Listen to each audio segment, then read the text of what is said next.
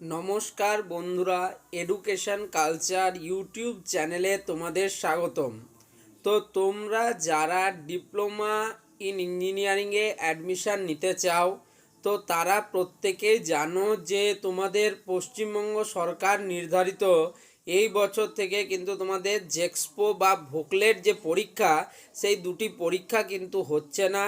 তার পরিবর্তে তোমার মাধ্যমিকে প্রাপ্ত নাম্বারের উপর ভিত্তি করে তোমাদের জেক্সপো যে র্যাঙ্ক কার্ড সেটা পাবলিশ হবে।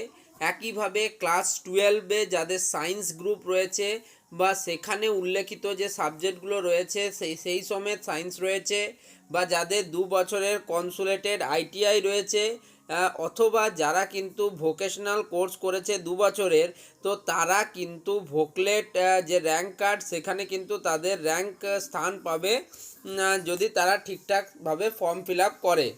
তো তোমরা প্রত্যেকেই জানো যে তোমাদের যে ফর্ম ফিল আপ সেটার জন্য টাইম নির্ধারিত করা হয়েছে ফেব্রুয়ারির দ্বিতীয় সপ্তাহ থেকে।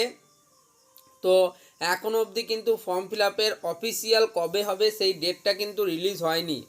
তো এখন আমি তোমাদেরকে একটু বলবো যে এই যে ডিপ্লোমা ইঞ্জিনিয়ারিং, এর দেখো মাদার ট্রেড রয়েছে এবং বর্তমান সময়ে যে বেস্ট ট্রেড সেগুলো রয়েছে। তো প্রথমেই বলি মাদার ট্রেডের কথা। তো মাদার ট্রেড কাদের বলে? তো দেখো, চিরাচরিতভাবে যে ট্রেডগুলো প্রচলিত হয়ে চলেছে এবং যা সময়ের সাথে যার কিন্তু তোমার প্রভাব রয়ে গেছে, সেমন ট্রেডগুলিকে বলা হয় তোমাদের mother trade. Mainly civil, mechanical এবং ইলেকট্রিক্যাল ইঞ্জিনিয়ারিং, এই তিনটেকে কিন্তু বলা হয় মাদার ট্রেড। ওকে, এরপরে হচ্ছে তোমাদের অন্যান্য ট্রেডের কথা যদি বলি, তো মোস্ট ডিমান্ডিং ট্রেড বা ইন্ডাস্ট্রি বেসড এখন যে ট্রেডগুলি চলছে তার মধ্যে তোমরা জানো কম্পিউটার সায়েন্স অ্যান্ড টেকনোলজি বা CST, diploma in computer science and technology.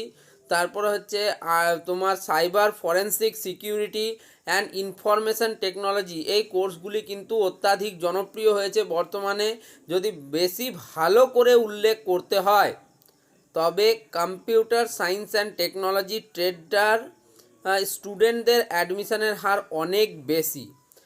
Previous ইয়ারে তুমি যদি আমার প্রত্যেকটা কাউন্সিলিংয়ের ভিডিও ফলো করো দেখতে পাবে যে খুব কম র্যাঙ্কে, এমনকি লেস দ্যান 500 র্যাঙ্কে কিন্তু তোমার যাদবপুর ইউনিভার্সিটির কিন্তু কাট অফ ক্লোজ হয়ে গিয়েছিল, যেটা কিন্তু আমি তোমাদের বলে দিচ্ছি কম্পিউটার সায়েন্স অ্যান্ড টেকনোলজি ট্রেডের ক্ষেত্রে।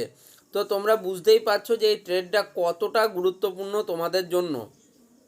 এরপর যেটা বলবো সেটা হচ্ছে, যা দেখো তোমরা যে সমস্ত স্টুডেন্টরা রয়েছো তারা কিন্তু দেখো ইন্ডাস্ট্রি বেসড ট্রেড যেমন রয়েছে বললাম, মাদার ট্রেড রয়েছে, একইভাবে অনুষঙ্গিক কিছু ট্রেড রয়েছে যেগুলোকে আন্ডাররেটেড ট্রেড বলা হয়, কিন্তু যেগুলোর কিন্তু ভবিষ্যৎ খুব ভালো, যেমন অটোমোবাইল ইঞ্জিনিয়ারিং বা ডিপ্লোমা ইন অটোমোবাইল ইঞ্জিনিয়ারিং প্রচুর ডিমান্ডিং ট্রেড। 2025-26 কিন্তু প্রচুর কিন্তু এর ভ্যাকেন্সি বেরোবে। দ্বিতীয়টি হচ্ছে দেখো তোমাদের ডিপ্লোমা ইন মেটালার্জিক্যাল ইঞ্জিনিয়ারিং। তো যদি আমি এর কথা বলি তাহলে দেখো তোমার পুরুলিয়া পলিটেকনিক এবং আসানসোল পলিটেকনিক, এই দুটো পলিটেকনিক কলেজের নাম উঠে আসবে এই মেটালার্জিক্যাল ইঞ্জিনিয়ারিংয়ের জন্য। প্রচুর পরিমাণ স্টুডেন্ট কিন্তু খুব ভালো ভালো প্লেসমেন্ট কিন্তু এই মেটালার্জিক্যাল ইঞ্জিনিয়ারিং থেকে পেয়েছে। নেক্সট যদি বলি, তো যে ট্রেডগুলোর কথা খুব বেশি মানুষ জানে না, বাট এগুলো হচ্ছে তোমার গভর্নমেন্ট চাকরি পাওয়ার একটা চাবিকাঠি। তার মধ্যেই হচ্ছে মাইনিং ইঞ্জিনিয়ারিং এবং মাইন সার্ভেইং ইঞ্জিনিয়ারিং। ওকে, তো তোমাদের দেখো আরও কিছু ট্রেড রয়েছে। তো যাই হোক, আমি তোমাদেরকে শুধু ইলেকট্রিক্যাল অ্যান্ড ইলেকট্রনিক্স ইঞ্জিনিয়ারিং বা ইলেকট্রনিক্স অ্যান্ড টেলিকমিউনিকেশন ইঞ্জিনিয়ারিং, এরকম কিছু ট্রেডও রয়েছে। তো এই ট্রেডগুলো কিন্তু অবশ্যই আন্ডাররেটেড ট্রেড, বাট তোমাদেরকে একটা কথা বলে রাখি, এই ট্রেডগুলির ভবিষ্যৎ কিন্তু খুবই উজ্জ্বল হতে চলেছে।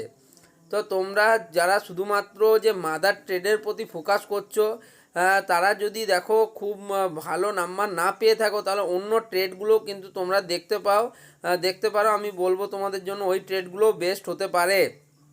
যেমন প্রচুর স্টুডেন্ট রয়েছে যারা কিন্তু এই মেটালার্জি ট্রেডটা নিয়েছিল। যদি আমরা লাস্ট 3-4 বছরের কথা বলি, তো কিন্তু তারা নিয়েছিল এবং খুব ভালো ভালো প্লেসমেন্ট কিন্তু তাদের হয়েছে। এবং মেটালসের তোমরা জানো চারিদিকে প্রচুর কোম্পানি রয়েছে, ফলে ভ্যাকেন্সিটাও কিন্তু অনেক বেশি বেরোচ্ছে রিসেন্ট টাইমসে। এবার যদি বলি, দেখো মাদার ট্রেডের কথা, মাদার ট্রেডে কিন্তু প্রচুর স্টুডেন্ট পড়ে এবং তাদের কিন্তু চাকরির হারও অনেক বেশি।